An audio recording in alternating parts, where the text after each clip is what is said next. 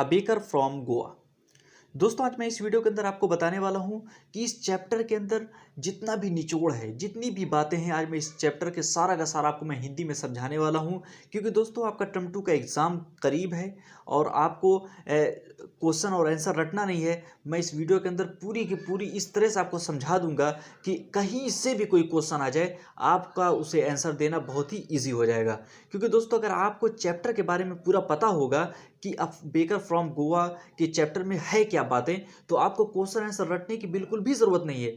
आपको चूंकि उस चैप्टर के बारे में सारी चीज़ें पता होंगी, कहीं से भी उस चैप्टर का क्वेश्चन आ जाएगा, आप उसको अपने से क्रिएट करके, अपने से आप उसको ट्रांसलेट करके, अपने से क्रिएट करके आप उसका आंसर बहुत ही आसानी से दे सकेंगे। तो दोस्तों चलिए शुरुआत करते हैं इस वीडियो की।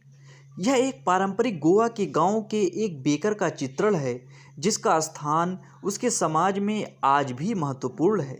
हम हमारे पूर्वजों को प्रायः उन पुर्तगाली दिनों को याद करते हुए सुनते हैं। पुर्तगाली और उनके प्रसिद्ध ब्रेड के बैंडल। वो डबल रोटी को खाने वाले ना रहे हों, पर उनको बनाने वाले आज भी वही हैं हमारे बीच। वो मिलाने वाले, बेलने वाले और वो रोटी सेकने वाले आज भी हैं। वो सदियों पुरानी समय की कसौटी पर परखी भट्टियाँ आज भी हैं। उन भट्टियों में आग आज भी नहीं बुझी है। वो ठड़ की आवाज़ और उस पारंपरिक बेकर के बांस की खनक उसके आगमन की सुबह सुबह घोषणा करती हुई कुछ स्थानों पर आज भी सुनी जा सकती है। हो सकता है पिता जीवित ना हो, पर बेटा अभी भी पारिवारिक धंधे को जारी रखे हुए है। ये बेकर आज भी पेडर के नाम से जाने जाते हैं गोवा में। तो दोस्तों ये बेकर किस नाम से जाने जाते हैं आज भी? पेडर के नाम से। तो दोस्तों इस वीडियो को बिल्कुल भी स्किप न करें और खूब ध्यान से इसको सुनते रहें। ये आपके बहुत ही काम आ सकती है। इसको सुनने के बाद कोई भी क्वेश्चन कहीं से आ जाए, आप उसका आंसर बहुत ही आसानी के साथ दे लेंगे। तो दोस्तों आगे शुरुआत करते हैं। गोवा में हमारे बचपन के दौरान बेकर हमारा दोस्त, साथी और मार्गदर्शक हुआ करता था। वह दिन में कम से कम 2 बार आया करता था। एक बार तब जब वह अपनी बिक्री का चक्कर लगाने के लिए सुबह निकलता था, और फिर तब जब वह अपनी खाली टोकरी लेकर लौटता था। उसके बांस की खनक हमें नींद से जगा देती और हम उससे मिलने के लिए भागते। क्यों था? क्या वह डबल रोटी के प्रेम के लिए था? बिल्कुल नहीं। डबल रोटी किसी पास्किन या बास्टाइन के द्वारा खरीदी जाती थी, जो घर की नौकरानी होती थी, जिसके लिए हम तड़पते थे। वो ये डबल रोटी के घेरे जिन्हें हम सावधानी से चुनते थे। कई बार यह स्पेशल बना मीठा ब्रेड होता था। बेकर उसका संगीतमय आगमन उसके स्पेशल बने हुए बांस के डंडे की झंग झंग की आवाज़ के साथ करता था।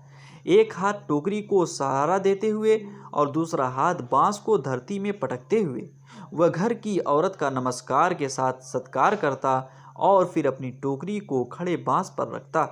हम बच्चों को हल्की सी धमकी के साथ दूर किया जाता और नौकर को डबल रोटी दे दी जाती, पर हम मानने वाले नहीं थे। हम एक बेंच पर चढ़ते या दीवार पर चढ़ते और टोकरी में झांक कर देखते। किसी न किसी तरह मैं आज भी उन डबल रोटियों की विशेष महक को याद कर सकता हूँ। डबल रोटियाँ बड़ों के लिए और कड़े बच्चों के लिए। फिर हम अपने दांतों को ब्रश करने और मुंह को साफ करने की भी परवाह नहीं करते थे। और हमें क्यों करनी चाहिए? टूथब्रश के लिए आम के पत्ते को तोड़ने की परेशानी कौन उठाता? और आखिर यह क्यों ज़रूरी था? शेर कभी अपने दांतों को ब्रश नहीं करता। आखिर गर्म चाय सब चीज़ों को अच्छी तरह साफ कर देती थी। बिना मीठे ब्रेड के, जिन्हें बोल के रूप में जाना जाता था, के बिना शादी के उपहार अर्थहीन हैं। जिस तरह से एक पार्टी या एक भोज बिना ब्रेड के इसका रोमांच खो देती है, ये दिखाने के लिए कि एक बेकर एक गांव के लिए कितना महत्वपूर्ण हो सकता है। अधिक नहीं कहा जा सकता। घर की औरत को अपनी बेटी की सगाई के अवसर पर सैंडविच तैयार करने होते हैं। केक और बोलिनहास क्रिसमस और अन्य त्योहारों के लिए ज़रूरी है। इस प्रकार बेकर की भट्टी की उपस्थिति गांव में अत्यंत ज़रूरी है। उन दिनों के बेकर ब्रेड बेचने वाले के पास एक विशेष पोशाक होती थी, जिसको कबाई के नाम से जाना जाता था। किसके नाम से दोस्तों जाना जाता था? कबाई के नाम से जाना जाता था। यह एक सिंगल पीस लंबी फ्रॉक होती थी। क्या होती? लंबी फ्रॉक होती थी जो घुटनों तक पहुंचती थी।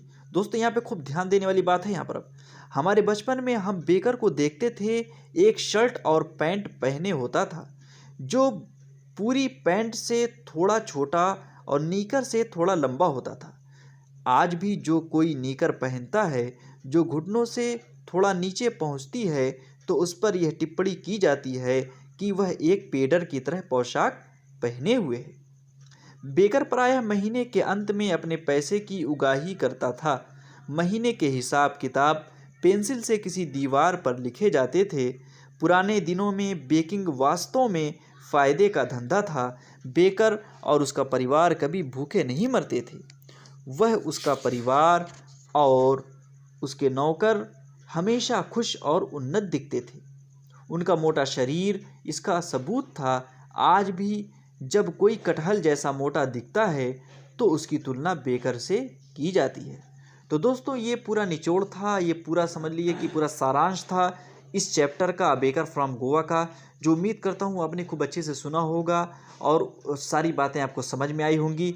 और दोस्तों जब आपने समझ लिया तो आप कहीं से भी कोई क्वेश्चन पूछेगा तो आप उसका आंसर अपने से खुद बना लेंगे। तो दोस्तों जैसा कि मैं आपसे एक क्वेश्चन पूछ रहा हूँ, जैसे कि गांव के बड़े बूढ़े किस बारे में पुरानी बातों को याद करते थे, ये क्वेश्चन है।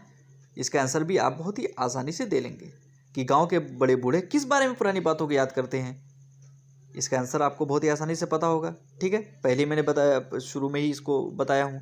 ठीक है, जैसे एक और क्वेश्चन जैसे मैं बता रहा हूँ, क्या ब्रेड बनाना गोवा में आज भी प्रसिद्ध है, आप कैसे जानते हैं। ठीक है, बेकर को क्या कहा जाता है, ये भी एक क्वेश्चन है, समझ लीजिए। ठीक है, और एक क्वेश्चन और, बेकर रोज़ाना कहाँ आता था, बच्चे उससे मिलने क्यों भागते थे।